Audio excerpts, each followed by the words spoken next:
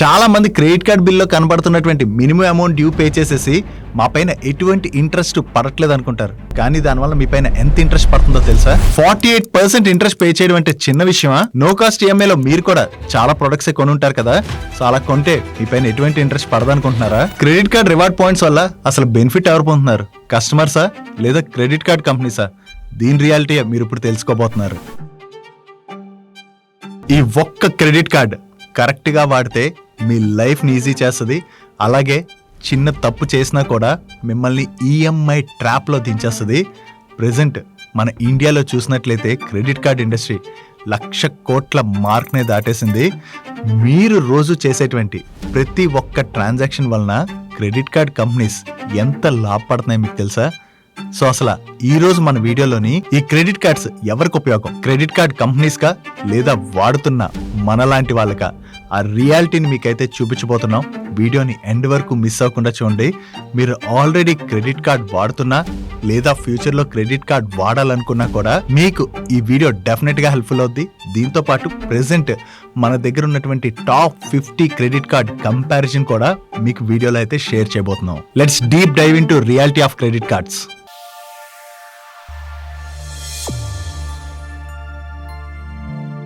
ముందు credit card industry మన ఇండియాలో ఎలా గ్రో అవుతుందో చూద్దాం. 2020లోని credit card industry size $100 billion పైన ఉంటే 2024 నాటికి అది $221 బిలియన్ రీచ్ అయింది. అంటే లాస్ట్ 4 yearsలో ఎంత సిఏజిఆర్లో గ్రో అయింది? ఆల్మోస్ట్ 21% సిఏజిఆర్ చొప్పున ఇండస్ట్రీ అయితే గ్రో అయింది. అండ్ రీసెంట్గా 2025 జూలై మంత్లోనే క్రెడిట్ కార్డ్స్ని యూజ్ చేసి 1,00,000 కోట్ల పైనే ట్రాన్సాక్షన్స్ చేశారు. అంటే క్రెడిట్ కార్డ్స్ ఎంత యూజ్ చేస్తున్నారో మీరు అర్థం చేసుకోవచ్చు. సో క్రెడిట్ కార్డ్ ఇండస్ట్రీ ఇలా గ్రో అవుతుందంటే ఎవ్రీ మంత్ ఈ క్రెడిట్ కార్డ్ కంపెనీస్ ఫ్రెష్ గా ఎన్ని క్రెడిట్ కార్డ్స్ ని ఇష్యూ చేస్తున్నాయో మీరు అర్థం చేసుకోవచ్చు. ఓవరాల్ గా లాస్ట్ 10 yearsలో మన ఇండియాలో క్రెడిట్ కార్డ్ ఇండస్ట్రీ అయితే చాలా ఎక్కువగా గ్రో అవుతుంది. ఇప్పుడు మీకు ఒక డౌట్ రావచ్చు, ఈ క్రెడిట్ కార్డ్స్ ఇష్యూ చేసే కంపెనీకి అసలు డబ్బులు ఎక్కడి నుంచి వస్తాయి? మనకు క్రెడిట్ కార్డ్ ఇస్తారు, మనం డబ్బులు స్వైప్ చేసి వాడుకుంటాం, మళ్ళీ టైంకి డబ్బులు కట్టేస్తాం, మన మీద ఎటువంటి ఛార్జెస్ వేయరు కదా, అసలు వీళ్ళు డబ్బులు ఎక్కడి నుంచి సంపాదిస్తారు అనే డౌట్ అయితే వస్తుంది కదా. స్టాక్ మార్కెట్లో లిస్ట్ అయినటువంటి ఒక credit card company SBI cards, ఈ కంపెనీ యొక్క ఫైనాన్షియల్ స్టేట్మెంట్ ఇక్కడ మీరు చూడండి. వీళ్ళు సంపాదిస్తున్నటువంటి ఇన్కమ్ లో మెజారిటీ ఆఫ్ ది ఇన్కమ్ వీళ్ళకి ఇంట్రెస్ట్ ఇన్కమ్ నుంచే వస్తుంది. అంటే ఇంట్రెస్ట్ ఇన్కమ్ ఎవరు పే చేస్తున్నారు? మరి ఇక్కడ క్రెడిట్ కార్డ్ తీసుకున్న 100 మందిలోని 10 మంది కరెక్ట్గానే టైంకి డబ్బులు పే చేసేయచ్చు. కానీ రిమైనింగ్ 90 మెంబర్స్ ఉంటారు చూడండి, వాళ్ళలో చాలా మంది వాళ్ళకి అవసరం లేకపోయినా కూడా ఎక్కువగా స్పెండ్ చేసేయడం వలన ఆ డబ్బులు లేక దాన్ని ఈఎంఐ కింద కన్వర్ట్ చేసి ఇంట్రెస్ట్లు అయితే పే చేస్తున్నారు. సో దాంతోనే క్రెడిట్ కార్డ్ కంపెనీస్కి ఇంట్రెస్ట్ ఇన్కమ్ అన్నది అంత జనరేట్ అవుతుంది. ఈ ఇంట్రెస్ట్ ఇన్కమ్ తర్వాత మీరు క్రెడిట్ కార్డ్ తీసుకున్నప్పుడు జాయినింగ్ ఫీ అని అండ్ అలాగే ఎవ్రీ ఇయర్ యాన్యువల్ ఫీ అని చెప్పి మీ దగ్గర నుంచి ఛార్జ్ చేస్తారు కదా, దీని ద్వారా కూడా క్రెడిట్ కార్డ్ కంపెనీస్కి రెవెన్యూస్ అయితే జనరేట్ అవుతాయి. వీటితో పాటు మీరు మర్చెంట్ దగ్గరికి వెళ్ళినప్పుడు క్రెడిట్ కార్డ్ స్వైప్ చేశారనుకోండి, కొంతమంది మర్చెంట్స్ ఏమంటారు, 2% ఎక్స్ట్రా పే చేయాలి క్రెడిట్ కార్డ్ వాడితే అని చెప్తారు కదా. మీరు కూడా ఎప్పుడైనా ఇది ఫేస్ చేశారా? ఫేస్ చేస్తే ఫస్ట్ కింద కామెంట్ సెక్షన్లో ఎస్ అని కామెంట్ చేయండి. ఈ 2% మర్చెంట్ మిమ్మల్ని ఎందుకు ఎక్స్ట్రా అడుగుతున్నారు క్రెడిట్ కార్డ్ వాడితే? బికాస్ క్రెడిట్ కార్డ్ కంపెనీస్ ఆ ఛార్జెస్ అన్నవి మర్చెంట్ దగ్గర నుంచి కలెక్ట్ చేస్తాయి. సో మర్చెంట్ దగ్గర నుంచి ఆ ఛార్జెస్ కలెక్ట్ చేస్తాయి కాబట్టి మర్చెంట్ దాన్ని ఎండ్ యూజర్కి పాస్ ఆన్ చేయాలని చూస్తున్నారు. ఆర్బీఐ రూల్ ప్రకారం అయితే మర్చెంట్ ఇలా అడిషనల్గా 2% అన్నది ఎండ్ యూజర్ నుంచి కలెక్ట్ చేయకూడదు. That is different case. అది కాన్సెప్ట్ పక్కన పెడితే మర్చెంట్ దగ్గర నుంచి కూడా క్రెడిట్ కార్డ్ కంపెనీస్కి ఈ ఇన్కమ్ అన్నది జనరేట్ అవుతుంది. ఓవరాల్గా ఇన్ని రకాలుగా క్రెడిట్ కార్డ్ కంపెనీస్ అయితే డబ్బులు సంపాదిస్తున్నాయి. వీడియోలో ఫర్దర్గా ఇన్ఫర్మేషన్ తెలుసుకునే ముందు ఇటువంటి పర్సనల్ ఫైనాన్స్ కంటెంట్ని మీ ముందుకు తీసుకురావడానికి మన టీం పెడుతున్న ఎఫర్ట్స్ మీకు హెల్ప్ఫుల్ అయినట్లయితే మేము మిమ్మల్ని అడిగేదోటే, మన వీడియోని లైక్ చేయడానికి ప్రయత్నించండి. అండ్ ఈ credit card related information me friends and family members కూడా ఖచ్చితంగా హెల్ప్ఫుల్ అవుతుంది కాబట్టి అందరికీ ఈ వీడియోని షేర్ చేయడానికి ప్రయత్నించండి. క్రెడిట్ కార్డ్ ఇండస్ట్రీ ఎలా గ్రో అవుతుందో మీకు అర్థమైంది కదా. సో ఈ క్రెడిట్ కార్డ్లోని కామన్గా జరిగేటువంటి మిస్టేక్స్ ఏంటి, దీని వెనకాల ఉన్నటువంటి రియాలిటీ ఏంటో మనం ఇప్పుడు చూసేద్దాం. ఝాన్సీ, నువ్వు క్రెడిట్ కార్డ్స్ వాడతావా? ఎందుకు అండి సార్, రెగ్యులర్ గా యూజ్ చేస్తా. లాస్ట్ మంత్ నీ క్రెడిట్ కార్డ్ బిల్ ఎంత వచ్చింది? 60,000 వచ్చింది సార్. 60,000 ఎందుకు అంత వాడావు? ఫ్రెండ్స్ ట్రిప్ వెళ్ళాను, డబ్బులు సరిపోక అక్కడ క్రెడిట్ కార్డ్ వాడాను. మరి ఇప్పుడు ఎంటైర్ క్రెడిట్ కార్డ్ బిల్ ఎలా కడతావు? ఎందుకు సార్, మినిమం అమౌంట్ డ్యూ ఉంది కదా, కట్టేస్తాను.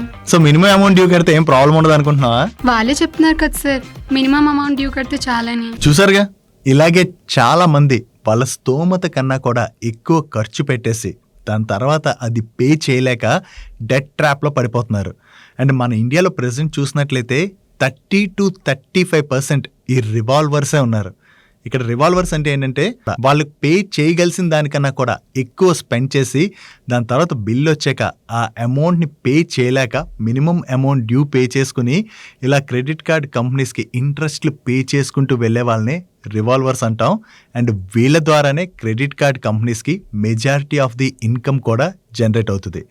ఈ మినిమం అమౌంట్ డ్యూ విషయంకి వచ్చేసరికి చాలామంది ఏమనుకుంటారంటే మనకు వచ్చినటువంటి బిల్లో మినిమం అమౌంట్ డ్యూ ఉంది కదా, అది పే చేస్తే సరిపోద్ది అనుకుంటారు. ఎస్, అది పే చేస్తే సరిపోద్ది. ఓన్లీ అది పే చేయడం వలన మీ పైన లేట్ ఫీ మాత్రమే పడదు. కాకపోతే ఆ రిమైనింగ్ అమౌంట్ ఉంటుంది కదా, అంటే ఇక్కడ ఎగ్జాంపుల్తో మాట్లాడుకుందాం. మీరు ఒక ₹1,00,000 స్పెండ్ చేశారు అనుకుందాం. ₹1,00,000 స్పెండ్ చేస్తే మీ క్రెడిట్ కార్డ్ బిల్లో మీకు మినిమం అమౌంట్ డ్యూ ఒక ₹2,000 చూపెడుతుంది. ఆ 2,000 పే చేసిన తర్వాత రిమైనింగ్ 98,000 ఏదైతే ఉంటుందో దానిపైన మీకు ఇంట్రెస్ట్ ఛార్జ్ చేస్తారు. Okay fine, first month interest charge చేశారు. నెక్స్ట్ మంత్ కూడా క్రెడిట్ కార్డ్ బిల్ జనరేట్ అయ్యాక మళ్ళీ మీ దగ్గర డబ్బులు లేక మినిమం అమౌంట్ డ్యూ సెలెక్ట్ చేసుకున్నారనుకోండి, మీకు లాస్ట్ మంత్ పే చేయాల్సినటువంటి అమౌంట్ పైన ఇంట్రెస్ట్ పడుతుంది. అండ్ లాస్ట్ మంత్లో ఆ అమౌంట్ పైన ఇంట్రెస్ట్ యాడ్ అయింది కదా, ఆ ఇంట్రెస్ట్ పైన కూడా ఇంట్రెస్ట్ ఛార్జ్ చేస్తారు. ఇలా టోటల్గా క్రెడిట్ కార్డ్ కంపెనీస్ 40-48% వరకు కూడా హైయెస్ట్ ఇంట్రెస్ట్ అన్నది ఛార్జ్ చేస్తారు. 48% ఇంట్రెస్ట్ పే చేయడం అంటే మాటలా? సో మన ఇండియాలో క్రెడిట్ కార్డ్ వాడే వాళ్ళలోని ఇలాగే చాలామంది ఈ మినిమం అమౌంట్ డ్యూని సెలెక్ట్ చేసుకుని ఈఎంఐ ట్రాప్లో అయితే పడిపోతున్నారు.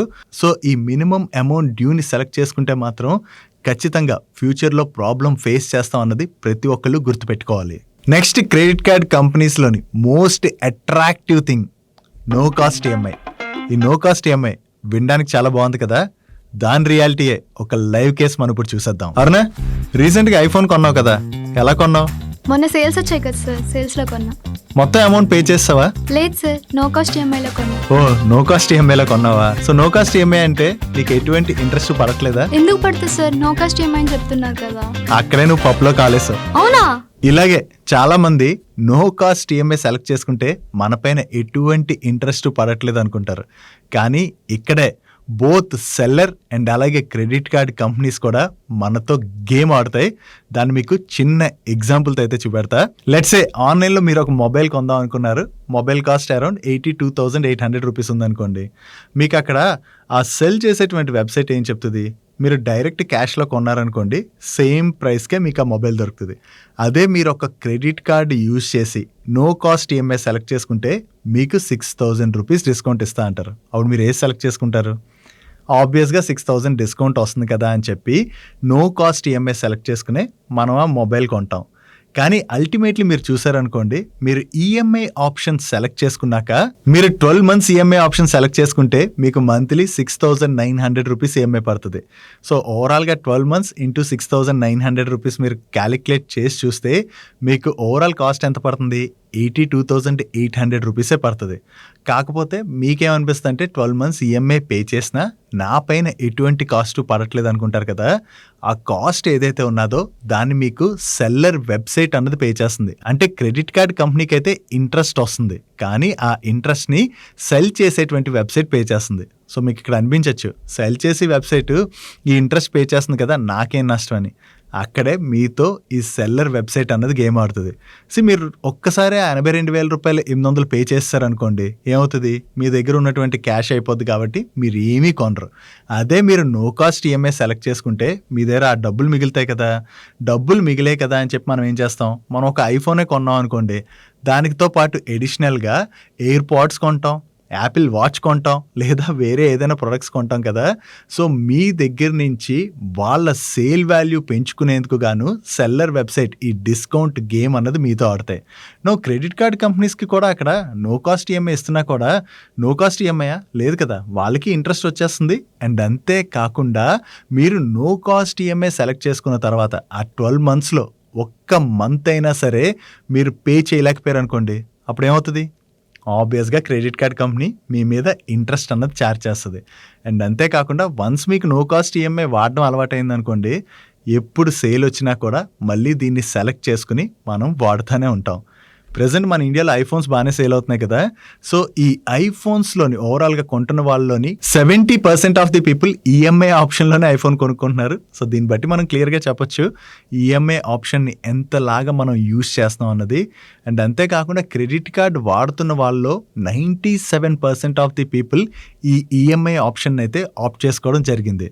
సో ఓవరాల్గా చూస్తే నో కాస్ట్ ఈఎంఐ అనేటువంటి ట్రాప్లోకి మనల్ని తీసుకెళ్ళి మనతోని రెగ్యులర్గా ఈ ఈఎంఐ అంటే మనం లోన్స్ తీసుకుని ఈఎంఐ పే చేసేలాగా మనకి క్రెడిట్ కార్డ్స్ అయితే అలవాటు చేస్తున్నాయి. సో దీనివల్ల ఆబ్వియస్లీ మన డెట్ అన్నది ఎక్స్పోనెన్షియల్లీ పెరిగిపోతుంది. సో ఇది నో కాస్ట్ ఈఎంఐ వెనకాల ఉన్నటువంటి రియాలిటీ. అండ్ ఈ నో కాస్ట్ ఈఎంఐని సెలెక్ట్ చేసుకున్నప్పుడు మళ్ళీ ప్రాసెసింగ్ ఫీ అని, ఈ ఫీ అని, ఆ ఫీ అని అడిషనల్గా ఫీజులు మన పైన ఛార్జ్ చేస్తుంటారు కూడా. నెక్స్ట్ క్రెడిట్ కార్డ్స్ యూజ్ చేసేటువంటి అతి పెద్ద ట్రిక్ రివార్డ్ పాయింట్స్. మీరు వినే ఉంటారు చాలా చోట్ల, రివార్డ్ పాయింట్స్ ద్వారా నాకు అమెజాన్లో గిఫ్ట్ వోచర్ వచ్చింది, ఫ్లిప్కార్ట్లో గిఫ్ట్ వోచర్ వచ్చింది, లేదా అక్కడ హోటల్లో నాకు రూమ్ ఫ్రీగా బుక్ చేసుకున్నా, నేను ఇంటర్నేషనల్ ట్రిప్ వెళ్ళి వచ్చేసా ఫ్రీగా అని చెప్పి.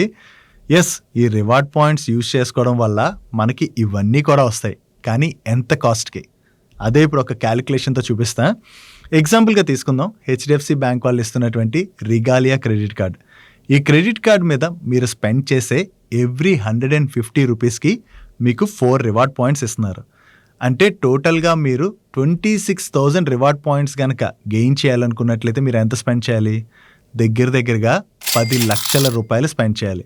సో ఈ 26,000 రివార్డ్ పాయింట్స్ని మీరు రెడీమ్ చేసుకుంటే మీకు 13,000 రూపీస్ వస్తాయి.